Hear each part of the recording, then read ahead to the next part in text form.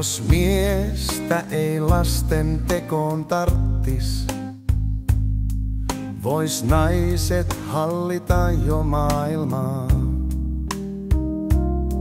Jos mies taas voisi elää ilman naista, kaikki olis pelkkää sotaa aina vaan. Mutta on myös miehiä, jotka osaa rakastaa, helliä ja fiksuja, jotka kunnioittaa. Ilman ei pärjää, vaikka vituttaa. Miehet on myrkky, jota kuitenkin tarvitaan.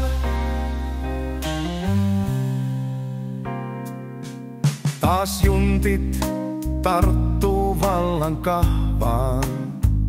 Ei miehen tyhmyydellä ole mitään rajaa. Tätä polkua tallaamalla kuolee kaikki vaan. Miehet hamuaa omaa suurta voittoaan. Mutta on myös miehiä, jotka osaa rakastaa, helliä ja fiksuja, jotka kunnioittaa.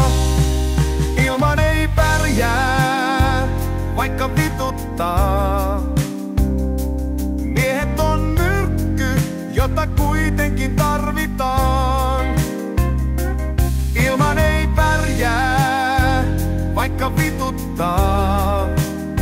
Naisten on nyt aika itsensä uudelleen arvottaa. On myös naisia, jotka kiistää tieteen. Pelko ja usko heitä johdattaa. Mutta keskimäärin kuitenkin nainen voi miestä viisaudella johdattaa.